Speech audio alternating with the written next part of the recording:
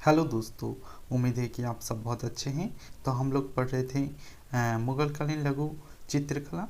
तो हम इसको आगे बढ़ाते हैं। तब आपने देखा था पिछली वीडियो में हमने पढ़ा था औरंगजेब दारा सिक्कों के बारे में, जो दोनों ही शाहजहाँ के पुत्र थे। तो हमने उसको अच्छे से पढ़ लिया था। चलिए आज का जो टॉपिक है उत्तरकालीन मुगल चित्रकला, इसको आगे बढ़ाते हैं। कहने का अर्थ ये है कि जो उत्तरकालीन मुगल चित्रकला है, ये अंतिम पीरियड था। क्या था? अंतिम पीरियड था। यहाँ से मुगल का अंत होना शुरू हो गया है। तो मुगल यहाँ से धीरे धीरे ख़त्म होने शुरू कर दिया था। उन्होंने ख़त्म होना, उनका अंतिम पीरियड आ गया था। इसलिए से कहते हैं उत्तरकालीन मुगल चित्रकला। ठीक है, चलिए इसको पढ़ के देखते हैं। तो जो मुगल थे, इस पीरियड में इनका समापन होना निश्चित था और धीरे धीरे इसका समापन हो गया है। चलिए पढ़ते हैं। कला के प्रोत्साहन और संरक्षण की सतह में गिरावट के कारण अति कुशल कलाकारों ने मुगल कार्यशालाओं को छोड़ दिया। कहने हैं कि जब औरंगजेब का टाइम पीरियड था, तो औरंगजेब के टाइम पीरियड में क्या हुआ कि औरंगजेब ने कला को ज़्यादा आगे नहीं बढ़ाया, जिसके कारण जो बहुत अच्छे अच्छे कलाकार थे वो उस कला मतलब औरंगजेब की कार्यशाला को छोड़ के दूसरे जगह पे शिफ्ट होना शुरू कर दिया था। तो क्या होता है, तो एक महाराजा होता है। क्या होता है? महाराजा। और उसके अंडर में बहुत सारे राजाएं होते हैं। राजाएं, तो महाराजा था औरंगजेब, उसके अंडर में बहुत सारे राजाएं थे। तो एक रियासत, उसके अंदर बहुत सारी रियासत होती है। एक रजवाड़ा होता है, तो उसमें बहुत सारे रियासत होता है। तो उसी को कह रहे हैं। इन कलाकारों ने प्रांतीय मुगल शासकों ने स्वागत किया। कहने का अर्थ है, जो छोटी छोटी रियासतें थी, मुगल शासक थे, दूसरे मुगल शासक थे, उन्होंने क्या किया, इनको स्वागत किया। किनके? कलाकारों को। जो चित्रकार व कलाकार मुगल चित्रशाला को छोड़ के आ रहे थे, कार्यशालाओं को, उनका क्या किया, उन्होंने अपनी छोटी सी रियासत में उनका स्वागत किया कि कहाँ की आप लोग यहाँ पे रहिए और अपने अकॉर्डिंग काम कीजिए। ठीक है। ये राजा मुगल राजवंश की अनुकृति पर अपनी राजकुल के गौरव तथा दरबार की कार्रवाई एवं घटनाओं को चित्रों में प्रदर्शित करना चाहते थे। तो कहने का वही अर्थ है कि वो जो छोटी छोटी राजाएं थी, प्रांतीय शासक थे, प्रांतीय मुगल शासक, उन्होंने उन चित्रकारों को अपने दरबार में रखा और कहा है कि आपने जैसे आप मुगल दरबार में चित्र बनाते थे, उसी की तरह आप अब हमारे लिए चित्र बनाइए और उसी स्टाइल, उसी शैली में आप हमारे चित्रों को बनाइए, मेरे दरबार के चित्रों को बनाइए, मेरे मतलब रिलेटिव को बनाइए, उनका चित्र बनाइए। चलिए आपको समझ में आ गया होगा। आगे बढ़ते हैं। ये चित्र है प्रांतीय मुगल शासनकाल में ये चित्र बना था। आप देख सकते हैं बहादुर शाह जफर। ये माना जाता है कि ये जो बहादुर शाह जफर हैं, ये अंतिम मुगल शासक थे। आगे पढ़ेंगे, चलिए पढ़ते हैं।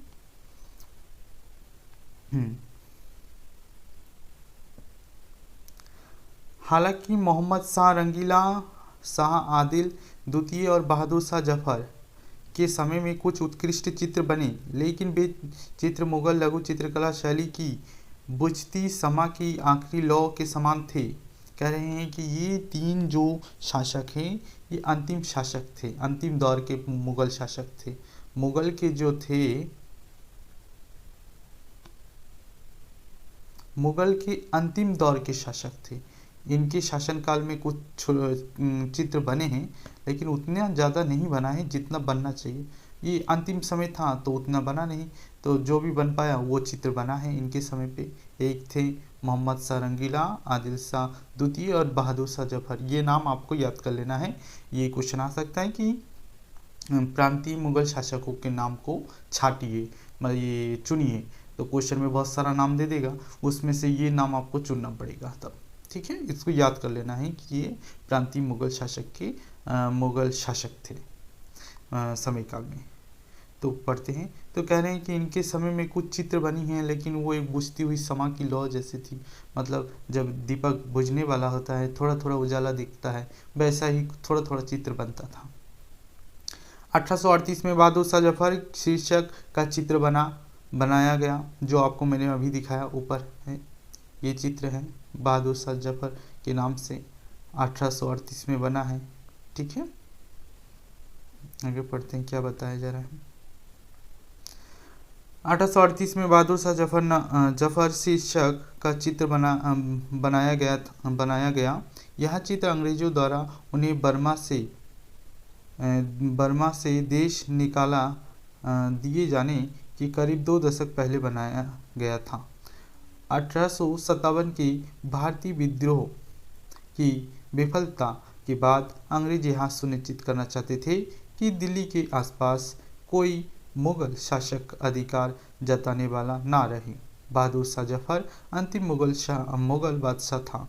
तो ये क्वेश्चन भी आ सकता है आपके क्वेश्चन में कि बहादुर शाह जफर कौन था। तो बहादुर शाह जफर मुगल वंश का अंतिम शासक था, जो एक कवि था, एक विद्वान था, एक कलापरखी था। यहाँ से मैं थोड़ा आपको समझा देता हूँ कि अंग्रेज जब आए मुगलों के बाद, तो अंग्रेज़ों ने अपने अकॉर्डिंग मुगलों को लड़ाया, इधर उधर करवा के अपने अकॉर्डिंग अपना राज्य का विस्तार किया, जिससे मुगल चित्रकला धीरे धीरे समाप्त हो गई। 1857 में आपको पता ही होगा अगर आप हिस्ट्री से हैं, तो भारत में पहली क्रांति हुई थी अंग्रेज़ों को भगाने के लिए। तो इस पर हम ज़्यादा विशेष चर्चा नहीं करेंगे, हम अपने सिलेबस को देख के चलते हैं। नए राजनीतिक माहौल, अस्थिर स्थिति, रजवाड़े और अंग्रेजों के उत्थान ने भारतीय कला परिदृश्य को फिर से बदल दिया। चित्रकारों की कला, नए संरक्षक, उनके सौंदर्य संबंधी सरोकारों, विषय वस्तु की पसंद और चित्रात्मक भाषा के अनुसार ढलने लगी। तो आप क्या कह रहे हैं, पहले मुगल शासक थे तो वो पैसा देते थे, उनके अकॉर्डिंग चित्र बनता था, वो लोग पैसा देते थे, उनके अकॉर्डिंग वो लोग अपने बनाते थे। अब संरक्षक चेंज हो गए, संरक्षक कौन बन गए, तो अंग्रेज बन गए संरक्षक। तब अंग्रेजों ने अपने अकॉर्डिंग चित्र बनाना शुरू किया। तो वही बात यहाँ पे बताया गया है। तो वही कह रहे हैं, अंतर्गत मुगल लघु चित्रकला शैली प्रांतीय चित्रकला शैली व कंपनी शैली में विलीन हो गई। तो ये क्वेश्चन भी आपके बीएफए इंट्रेंस में पूछा जाता है कि मुगल चित्रकला शैली किस शैली में विलीन हो गई, विलुप्त हो गई, मिल गई। समझ में आ रहा है आपको, मिल गई, किस में मिल गई, तो प्रांतीय चित्रकला शैली में मिल गई, या कहो कंपनी शैली में मिल गई, जाके वो समाप्त हो गई और वहाँ से कंपनी शैली। तो इसमें हम आगे थोड़ा पढ़ेंगे, जब बंगाल शैली में पढ़ेंगे तो कंपनी शैली के बारे में थोड़ा पढ़ेंगे। इसको पटना शैली भी कहा जाता है, कंपनी शैली को जॉन शैली भी कहा जाता है। इसमें हम आगे के जो चैप्टर आएंगे बंगाल शैली उसमें पढ़ेंगे। उम्मीद है कि आपको ये सब समझ में आ गया। जो जो इम्पोर्टेंट है वो मैं बताते जा रहा हूँ, उसको आप नोट डाउन भी कर सकते हैं और उसको याद रखिएगा। वही क्वेश्चन आपके एग्जाम में पूछेगा, उससे ज़्यादा कुछ नहीं पूछेगा। क्वेश्चन थोड़े ट्रिकी होंगे लेकिन पूछेगा यही। इस पे हम आगे बात करेंगे कभी, लेकिन अभी सिलेबस कंप्लीट करते हैं। मुगल चित्रकला की प्रक्रिया। अब आ गया मुगल चित्रकला की प्रक्रिया, क्या टेक्निक थी, किस तरीके से चित्र बनते थे। चलिए पढ़ते हैं। मुगल लघु चित्रकला शैली के ज़्यादातर चित्र पांडुलिपि या शाही एल्बम के हिस्से थे, अर्थात दृश्य और प्रारूप में दिए गए स्थान में विषय वस्तु साझा करते थे। ये जो मुगल चित्रकला है ये ज़्यादातर पांडुलिपि में बनाया गया है और एल्बमों में बनाया गया। एल्बम आपको पता है जिसमें अभी शादी के जो एल्बम बनते हैं उसी टाइप के एल्बम बनाए जाते थे उस समय। किताबें बनाने के लिए पहले हाथ से कागज़ बनाया जाता था, फिर उन्हें पांडुलिपियों के आकार के अनुसार काटा जाता था, फिर पृष्ठों पर लिखा जाता था। कलाकार के लिए एक निश्चित स्थान छोड़ा जाता था, वहाँ कलाकार को दिया जाता था कि वे लिखी विषय वस्तु के अनुरूप चित्र बनाएं। कलाकार इसके लिए पहले खाका खींचता था, फिर तस्वीर बनाता था, जिसे तस्वीर को कहते हैं चिहारनामा बनाता था। अंतिम चरण में रंग भरता था, जिसे रंगमीजी कहते हैं। तो इसमें कुछ नहीं है, कहने का अर्थ है क्या है, इसमें 2-4 पॉइंट इंपॉर्टेंट हैं कि मुगल चित्रकला के जो चित्र हैं वो पांडुलिपि और एल्बम के हिस्से थे, इनमें ही बने हैं। एल्बमों में बनाया जाता था मुगल चित्रकला और पांडुलिपियों में बनाए जाते थे। और इसमें पहले कागज़ बनाया जाता था, फिर कागज़ को पांडुलिपि के अकॉर्डिंग काटा जाता था, काटने के बाद चित्रकार को उस पर कुछ लिखा जाता था, जो जो भी कहानी लिखा जाता था उसको पढ़ के चित्रकार उसी के अकॉर्डिंग चित्र बनाता था। वो यहाँ से आपको थोड़ा इम्पोर्टेंट है कि प्रक्रिया जो टेक्निक है, टेक्निक में क्या किया जाता था, पहले पहले चित्रकार उसको खाका बनाता था। खाका खींचना मतलब एक अंदाज़ा ले लेता था कि इतनी जगह में मुझे बनाना है, फिर उसमें तस्वीर बनाता था, चिहारनामा बनाता था जिसे कहते हैं ड्राइंग करना। फिर अंतिम चरण में उस पर रंग भरता था जिसे रंगबीजी कहते हैं। ये 3-4 शब्द याद रखिए, चिहारनामा, रंगबीजी किसे कहते हैं, रंग बनने को, और चिहारनामा किसे कहते हैं, तस्वीर बनाने को। आँखा खींचना तो आपको पता ही है। ठीक है, आगे बढ़ते हैं। ये प्रक्रिया थी, किस प्रकार से बनाते हैं, प्रोसेस, कौन सा प्रोसेस से बनता था। अब इसके बारे में, इसका रंग और तकनीक, कौन सी टेक्निक से बनते थे और कैसे कलर थे, वो टॉपिक भी पढ़ते हैं। प्रोसेस तो हमने जान लिया। अब आता है मुगल चित्रकला की रंग और तकनीक। अब ये दो है, रंग क्या क्या थे, कौन से रंग यूज होते थे, कौन सा टेक्निक था, चलिए इसको देखते हैं। चित्रशालाओं के चित्रकार रंग बनाने की कला में भी माहिर थे। जो चित्रकार थे वो रंग खुद से बनाते थे। मुगलकालीन चित्र विशेषकर हस्त निर्मित कागजों पर बनाए जाते थे। कौन से कागज पे बनाए जाते थे, हाथों से बनाया हुआ हैंडमेड कागज पे चित्र बनता था मुगल काल में। रंग अपारदर्शी होते थे, ओपेक कलर यूज होता था, और प्राकृतिक स्रोतों से पीसकर या मनचाहा रंग बनाने के लिए अन्य रंगों को मिलाकर बनाए जाते थे। और कलर जो थे वो नेचुरल कलर, प्राकृतिक कलर को यूज़ किया जाता था ओपेक माध्यम में। ओपेक मतलब अपारदर्शी माध्यम में प्राकृतिक रंगों का यूज़ किया जाता था। ठीक है, आगे पढ़ते हैं। ठीक है, बनाए जाते थे। रंग गिलहरी या बिल्ली के बच्चों के बालों से बनी तुलिका द्वारा लगाया जाता था। अब तुली किससे बनाया जाता है, ब्रश, तो ब्रश गिलहरी या बिल्ली के बच्चों के बाल जो होते थे उनसे ब्रश बनाया जाता था। ठीक है, कार्यशाला में चित्र बनना विभिन्न कलाकारों के सामूहिक प्रयास का परिणाम था।